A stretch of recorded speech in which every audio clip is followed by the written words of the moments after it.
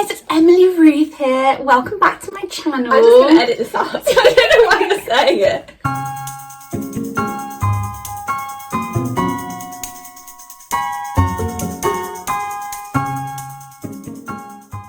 Hi guys, what's up? Welcome back to my channel. I hope you're all having a great day. If you're new here, my name is Emily and I'm a final year medical student, and today I have a very special guest on my channel. Would you like to introduce yourself? What's up? My name's Sally. Emily's friend. You're my best friend. Emily's best friend. Come on, get it right. And I'm also a final year medical student. Yeah, so this is Sally's first time on my channel. It's my first time on YouTube, YouTube ever. So, since we've never actually read each other's personal statements, I thought we'd do a little reacting to our medical personal statements, which we would have written about 5 years ago. It will be 5 years. It will actually be 5 years ago. 5 years now. And we also have a Starbucks, which Sally kindly brought along. Yeah, it was really stressful because Emily's a bit of a Starbucks addict, and I had a very complicated order to try and get with about 4 different drinks with different milks. So the way I thought we'd do it is we're going to read each other's personal statements, and I've not read yours and you've not read mine ever before. I thought if there's anything that crops up like through, but like, oh, that was a really good point, then we can like talk about that as we go through. So this will be funny, but also hopefully useful video, and you'll get to hear our personal statements, of which, how many interviews did you get off your personal statement? I had 2 interviews, medical school. And I had 3, so our personal statements were successful. Not to big them up, but... And different unis look differently at personal statements. So the university we go to, they look quite highly at personal statements. Universities like Bristol also really look at personal statements. But then universities like, I'm trying to think of some specific ones from when we applied, but don't Exeter didn't, no. London ones don't really look at them, they care more about Newcastle interview. is UK CAT, I think. So yeah, every uni kind of has different things that they look at mostly for your application. Ooh, this is exciting. Can I start? Yeah, should we just do the first line? Yeah. So you're reading mine, and I'm reading yours. Yes, this is Emily's personal statement. So, I'm nervous. I'm really nervous. So nervous. In the past few years, it has become clear that medicine is the way of life I wish to pursue. Mic drop. She's got in. Nailed it. But what do you mean by the way of life? Because medicine's a way of life. To be fair, I think that's what I wanted to portray in that first line. I remember actually, I was talking about this with my dad, saying like medicine's not, it's more than a career, it's a way of life. And that's why I didn't want to start it with career. You started with career, I can see, because I remember just thinking like it's a bit more than a career, which is definitely what I realise now. It's like a mindset. So I read your my first line. It is not one simple, straightforward reason that has driven me towards a career in medicine. Full stop. I like that. That's good. It's like a short, snappy. Short, yeah, I feel like the first sentence has to be like a short, snappy and engaging, not like I want to help people, because everyone's going to say that. No, it's got to sort of draw the reader in, essentially. Okay, so I think our first paragraphs, both of them are just introductions, like before we go on to talk about work experience or whatever. So maybe you read the rest of my first paragraph and then I'll read yours. Developing a chronic endocrine condition and experiencing medical care as a patient gave me a unique insight into the devotion of doctors and their dedication to patient welfare. This strengthened my motivation to gain greater understanding of both the study and practice of medicine. So lots of people do that. They talk about personal experience in their first paragraph, but because like I remember for me when I was at school, I didn't really have any personal circumstances that I could write about. You know, like some people do, some people don't. There's nothing you can't do anything to change that. And my school were like, you know, like that's fine, you can talk about other things, but often talking about personal experiences is good because it's showing and I agree with what you said your school have said, because I remember at the time being like, oh, you know, is that really corny, because everybody says like, oh, I had this experience with a family member, or I wasn't well when I was a child, or you know, whatever their reason is. And I can't remember where I was, my school teacher or someone said like to me that it's better to just be honest and say your real reason rather than say what you think they want to hear. Just say your honest reason, unless your reason's like I want to be rich and famous or something, because that's not true. That's not true, but like as much as Emily's trying, it's not true. Someone sponsor me. Someone sponsor me. And that was my genuine reason, was like I never had thought about doing medicine until I became unwell myself, and that was like my genuine reason. But yeah, let's go on to yours. Over the past 2 years, I've realised how meaningful and challenging life as a doctor could be through the unique insight into people's lives and the ability to have an impact on an individual. The medical field is dynamic and fast changing, which to me is what makes it so exciting. These are the reasons I want to do medicine for my career and future. I love that. That is good. I feel like mine's rubbish. Mine's rubbish in comparison. We just like gone in different directions. Yeah, but I like what you said. Like you said, past 2 years. I'm like, okay, she's clearly thought about it for a long time, which is like good. And I like that you said like you've just hit all the buzzwords, because I feel like there's buzzwords. Yeah, so obviously different people have different levels of support from school. So I was quite lucky. I went to school where we got a lot of support, especially around personal statements, interviews, UK Cat, which is great. But if you come from a school where you're not receiving that kind of support, just don't let it put you off at all. And there are so many resources on the internet that I'm sure Emily can signpost at the end of this. Yeah, definitely. I'll leave some down below, and even like, not to like big myself up, but like on my Instagram, you're free to ask any questions or leave them down below, and I'll like, one of us will get back to you. Or like, you know, even this video is like a resource that is helpful, like you say, like if you're fortunate your school can help. But also at the same time, it depends. Like sometimes school teachers, they aren't that keyed up in medicine. Like I know my head of sixth form read my personal statement and told me to take out my work experience, and I was like, literally, that's like, don't do that. Don't do that. So like, I think as well, like, you know, there is an element of going with your gut. Like if you want to put something in, it is your personal statement. At the end of the day, it's like personal statement. Yeah, I think that's good. There's nothing cringe so far. We'll get there. Emily's second paragraph. My personal experience and scientific curiosity, they like that, scientific curiosity, inspired me to research the impact of Addison's disease on quality of life. Reflecting on the 700 responses to my survey, it became apparent that feelings of isolation are common. Realising that chronic illness requires both professional and peer support, I informed an online support group to reassure patients and allow them to network. I've also been invited to present my findings at the Young Scientist Journal 2015 conference, and I'm hopeful to submit them for publication. I actually completely forgot I did that. I really forgot I did that. Yeah, I did. I remember you telling me about this in first year. I started doing like what did you call them? Is it EPQ? EP? Oh yeah, EPQ. I started doing one of those, but then I never actually like followed through with it. But like at the time doing this, I'd started doing it, and I wanted to do it on like quality of life, like in a certain condition. So I did that, and then I'd like, my school were like, oh, you can present it at this like Young Scientist conference, and I like did a little poster and presented it, and that was like my first experience doing a poster presentation, which I've done again like through academic research through med school. So that was like my first experience with it. But yeah, I completely forgot I did that, and I formed like an online support group, and people could, you know, like just something that people could search on Facebook. It wasn't like I added people to it, it's just like, you know, like Addison's disease support group. But I don't think it's like, you know, longer going. It was just something I did at the time, like with a couple of people. No, I think that's good, because you get quite a lot in that paragraph. Like you talked about research and academia, which you need to talk about for medicine. Obviously medicine is a very academic degree to do, and you're sort of like moving into the more relating to patient support, and knowing that it's like chronic illness is like both physical and like mental. It's like two mind body linked. So I think you kind of link up the academia and the more soft, I say soft side, but it's not, it's one of the most important sides, but then the patient perspective side, which is really good. Clinical, this is a long paragraph. Yeah, so disclaimer, I applied to Oxford, so my personal statement's a little bit more geared towards Oxford, just because with Oxford Cambridge applications you need to gear it a little bit more academic. I was unsuccessful in my application. But I think that's actually a good point that you've brought up, is that you can like twist your personal statement towards the unis you're applying for. So like, yeah, definitely. You know, like if you, so say for example in mine, I remember this, because I obviously applied to Nottingham because that's where I go.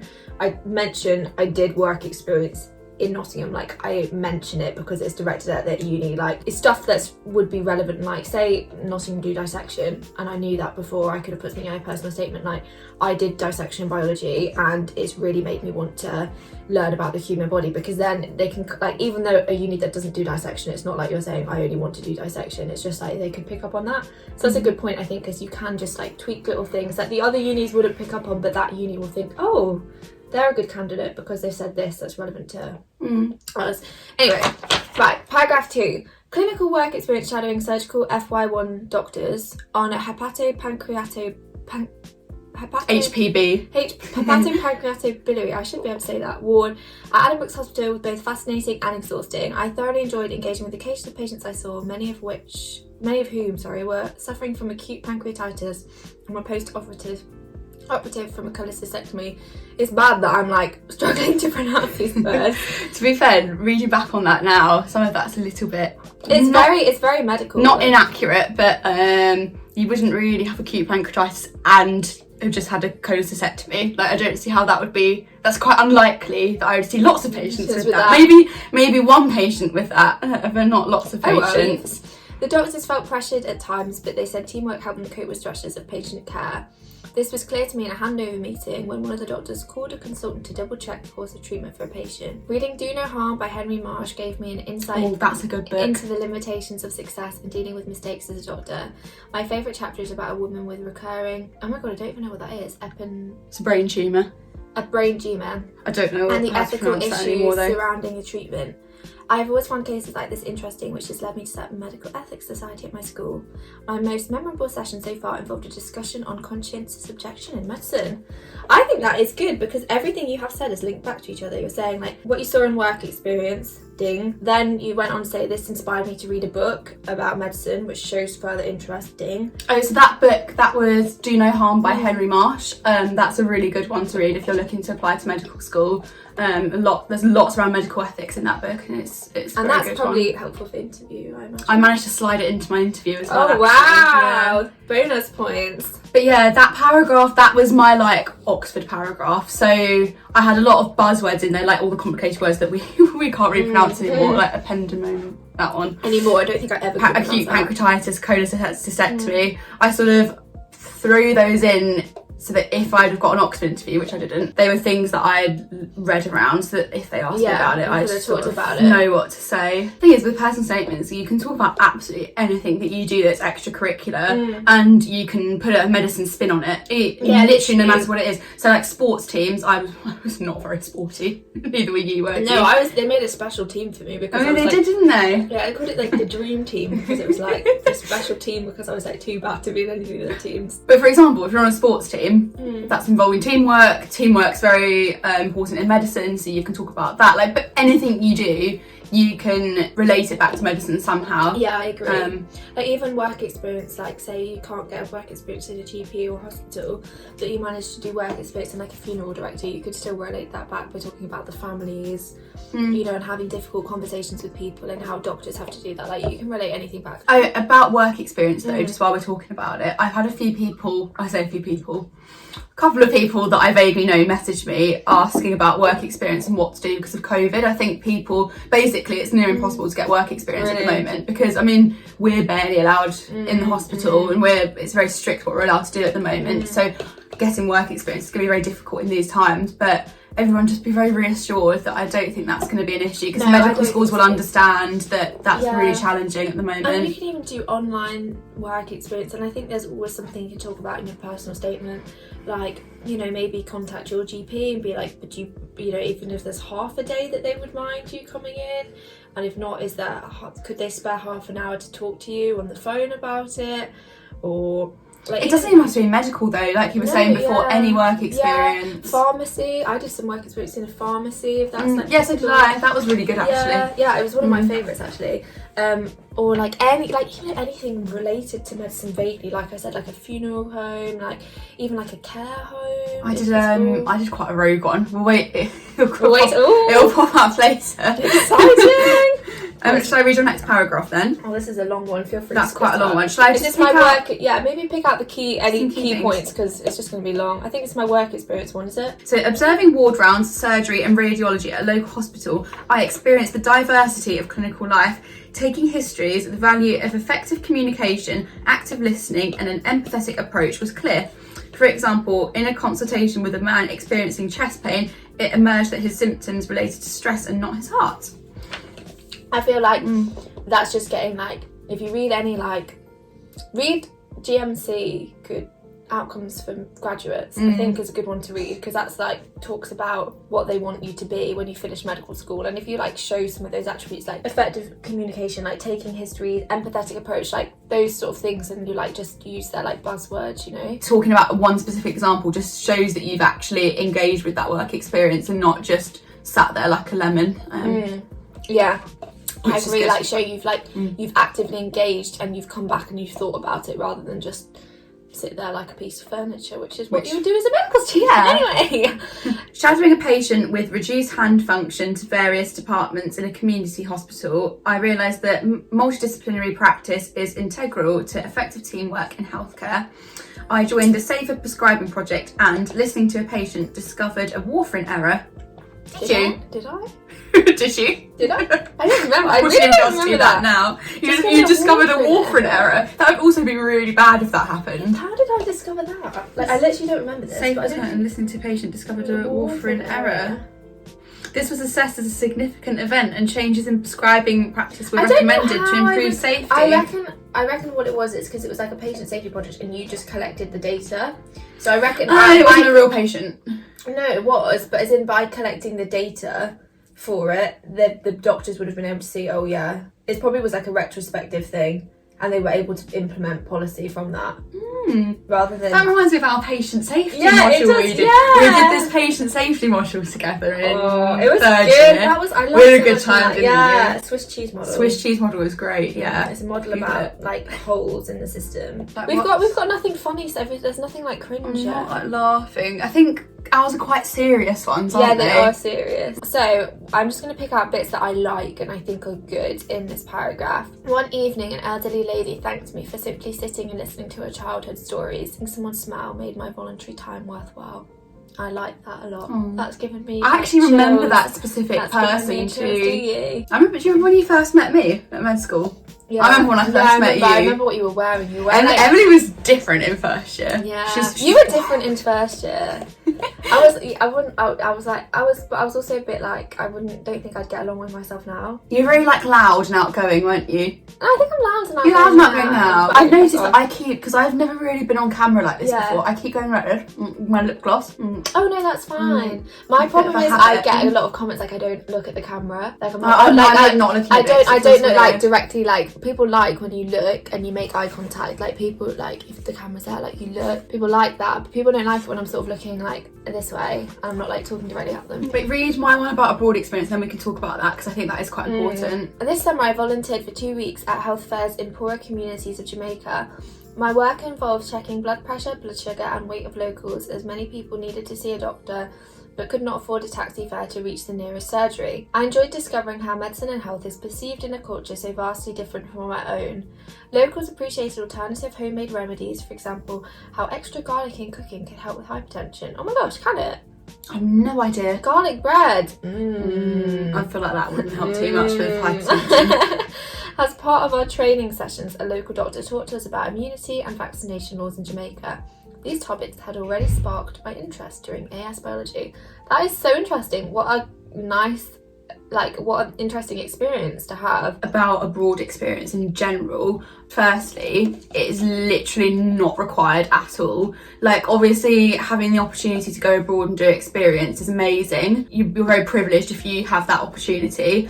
It's absolutely not a requirement though. I think even if you only have one, like they say for medicine, you need so much work experience, and if you have, the more you have, the more you're probably sure you want to be a doctor and the more experience you've had. But at the same time, if you really throw yourself into it, you could get the same experience from like one session, reading loads of books, and you only have so many characters, right? So you only need one thing to talk about, like one work experience. Say you do half a day in GP, and you really talk about what you got from that day and what you did when you came home after. No, this one makes me laugh. I think you've only printed off one page. I think no, that's it. That's it. It just ends really. It ends as that, yeah, because I couldn't get all my words in, and my school said to me like, if you just end it, like you don't need to have like a closing line. The end.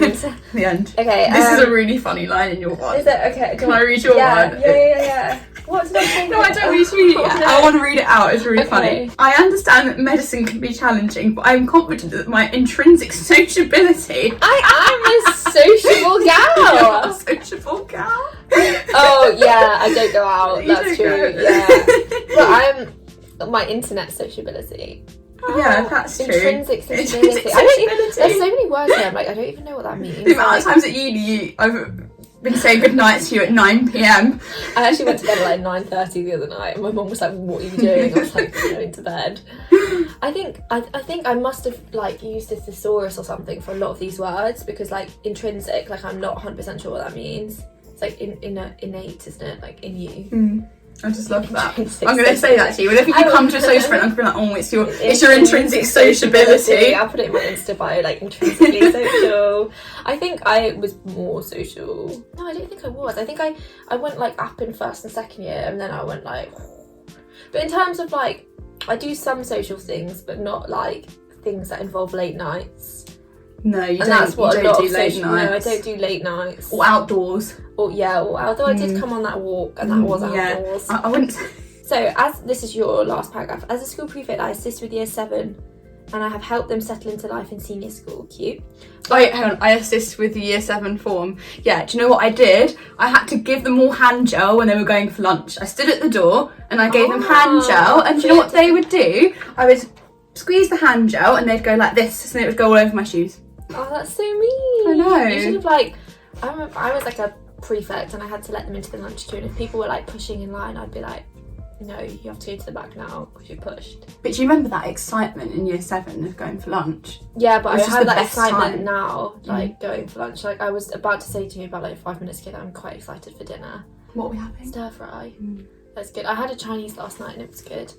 Anyway, We digress. last year I participated in like that. Imagine that's what your personal statement was. Like I had a Chinese last for dinner. It was really good and it made me want to be a doctor because I mean, they'd probably be like, fair, that was creative and like showed it's interest in different. Chinese takeaways. Last year I participated in backstage management and assistant direction for 2 school productions, which is interesting because you produced the Medics musical in 4th year when you did the Medics musical. You produced that, so you've kept that on. I'm also a flautist? Flute. Yeah. I'm a flute player. I don't know how to pronounce it. For our wind band. Cheeky. And one of the leaders of the 6th form council. I have always been involved in charity events at school, and last year I took a big role as a secretary for a group. So I should say that. Group charity, a bigger role. A big role as secretary for a group charities committee. And that's it. Yeah, my end was very abrupt. It is quite abrupt. But like I suppose but you need to get in all that. You know, you've got so few words. I think that's the hardest thing. I think is cutting it down. Well, you have a much better ending. Than me. And my ending is like a fire. I can tell you what my ending is now. I don't even need you to read it. Fire. Go on then. It is fire. But you say it, and I'll see. It's something like I remember this because I was so proud of it. I was so proud, and I remember when it came to me. I was doing some volunteering in like a hospice or a care home, and I remember the line came to me. I was like, "That is the line I'm gonna end." That is the line. That is the line. I remember it, and I'm so proud of it. I believe I have the enthusiasm, persistence, you are quite persistent, and capacity for hard work to meet the challenges involved. I'm certain that I want to be a doctor and am fully committed to this path. Sure, Harry would agree you're persistent and hard work. Persistent, yeah. Do you think I'm persistent on hard work? Yes. I love science still. Yeah, me too, but not physics. I loved physics. I really just didn't. Just like magnets and stuff. There's magnets. No, I just didn't like the like forces and cars and stuff. But that's all I remember. Like forces is like Johnny has a 10-kilo car and he exerts 5-kilometer wind speed. I like that. I cheated that still. I didn't enjoy. I did not enjoy. So I think we have come to. It's not about the hand actions. I'll try to do the whole end without any hand actions because that's what. Can I do an Emily Ruth ending? You can, yeah. So guys, that's it for the video today. I hope you found my tips useful, and be sure to check out my Instagram page. It's at @EmilesRuth on Instagram.